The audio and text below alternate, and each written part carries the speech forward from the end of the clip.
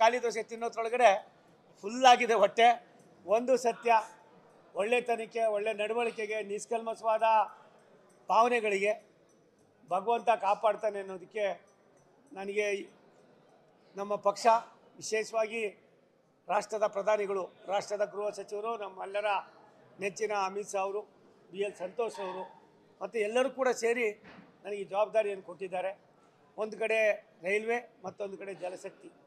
ಎರಡೂ ಕೂಡ ಸಾಮಾನ್ಯ ಜನರ ಒಡನಾಟದಲ್ಲಿ, ಸಾಮಾನ್ಯ ಜನರ ವ್ಯವಸ್ಥೆಯಲ್ಲಿ ಒಂದಾಗಿದೆ. ಎರಡನ್ನೂ ಕೂಡ ನಿಭಾಯಿಸ್ತಕ್ಕಂಥದ್ದಕ್ಕೆ ಆ ತಾಯಿ ಆಶೀರ್ವಾದವನ್ನು, ಚಾಮುಂಡಿ ಆಶೀರ್ವಾದವನ್ನು ಕೋರಲು ಬಂದಿದ್ದೇನೆ. ಎಲ್ಲರಿಗೂ ಕೂಡ ಮಧ್ಯಾಹ್ನ ಅಲ್ಲೇ ಊಟದ ವ್ಯವಸ್ಥೆ ಆಗಿದೆ ರೈಲ್ವೆ ಇಲಾಖೆಯಲ್ಲಿ. ಕಾರ್ಯಕರ್ತರು ನಿಮಗೆಲ್ಲ ಅಲ್ಲಪ್ಪವು, ಕೇವಲ ಮಾಧ್ಯಮದವರಿಗೆ ಮತ್ತು ಅಧಿಕಾರಿಗಳಿಗೆ ಮತ್ತು ಜನಪ್ರತಿನಿಧಿಗಳು ಯಾರ್ಯಾರಿದ್ದಾರೆ ಅವರೆಲ್ಲರನ್ನೂ ಕೂಡ ಕರೆದಿದ್ದೇನೆ. ದಯಮಾಡಿ ತಾವಲ್ಲಿ ದಯಮಾಡಿಸ್ಬೇಕು ಅಂತ ಕೇಳ್ತಾ, ವೇಳೆ ಆಗಿದೆ, ನೀವು ಅನುಮತಿ ಕೊಟ್ಟರೆ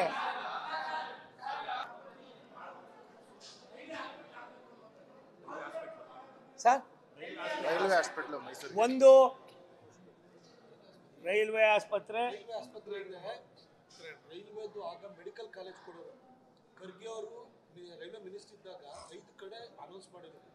ಮೈಸೂರಿಗೆ ಒಂದು ಅನೌನ್ಸ್ ಮಾಡಿದ್ರು, ಬಟ್ ಆದರೆ ಮೈಸೂರು ಸಿಟಿ ಒಳಗಡೆ ಜಾಗ ಇಲ್ಲ ಅದಕ್ಕೋಸ್ಕರ ಅದು ಹೊರಟೋಯ್ತು. ಅವಾಗಲೇ 2009 ಒಂದಪ್ಪ ಇದೆಲ್ಲವನ್ನು ನಾಗಣ್ಣ, ಇದೆಲ್ಲವನ್ನು ಕೂಡ ಅಲ್ಲೇ ಚರ್ಚೆ ಮಾಡೋಣ. ಸೀನಿಯರ್ ಆಫೀಸರ್ಸ್ ಎಲ್ಲ ಬಂದಿರ್ತಾರೆ.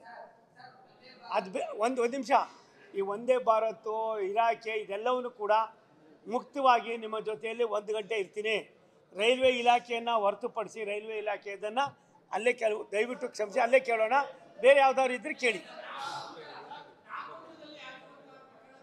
ಒಂದು ನಾಗಮಂಗಲದ ಪ್ರಕರಣ ಸಾಮಾನ್ಯ ಮನುಷ್ಯರಿಗಲ್ಲ, ಮನುಷ್ಯತ್ವ ಇರೋರಿಗೆ ಇದು ಯಾರಿಗೂ ಕೂಡ ಸರಿ ಹೋಗೋದಿಲ್ಲ.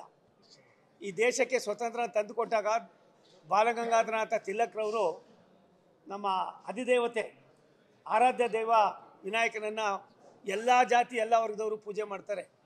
ಅಂಥ ವಿನಾಯಕ ಮೂರ್ತಿಯನ್ನು ತೆಗೆದುಕೊಂಡು ಹೋದಾಗ ಆದಂಥ ಒಂದು ಘಟನೆ, ಕೈ ಘಟನೆ ಖಂಡನೀಯ. ಇದು 2023ರಲ್ಲೂ ಆಗಿತ್ತು ಅನ್ನೋದನ್ನು ನಾನು ರಾತ್ರಿ ಯಾವುದೋ ಒಂದು ಇಂಗ್ಲೀಷ್ ಟಿವಿಯಲ್ಲಿ ನೋಡ್ತಾ ಇದ್ದೆ. ಇದಾಗಬಾರ್ದು.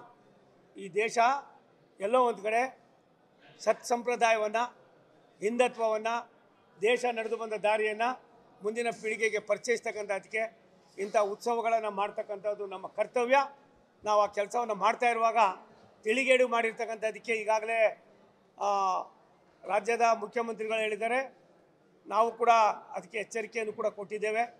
ನ್ಯಾಯಯುತವಾಗಿ ಯಾರು ಇದಕ್ಕೆ ಸಂಬಂಧಪಟ್ಟಂಥವ್ರು ಇದ್ದಾರೆ, ಅವರೆಷ್ಟೇ ದೊಡ್ಡವರಾದರೂ ಕೂಡ ಇನ್ನೊಂದು ದೇವ್ರ ಜೀವನದಲ್ಲಿ ಆಗಲಿ, ಇನ್ನೊಂದು ಮತ್ತೊಂದಾಗಲಿ ಆಗೋದಕ್ಕೆ ಬಿಡಬೇಡಿ. ಕಾನೂನು ಚೌಕಟ್ಟಿನಲ್ಲಿ ಇದಕ್ಕೆ ಕ್ರಮವನ್ನು ತೆಗೆದುಬೇಕು ಅಂತ ನಾನು ರಾಜ್ಯ ಸರ್ಕಾರವನ್ನು ಆಗ್ರಹಪಡಿಸ್ತೀನಿ.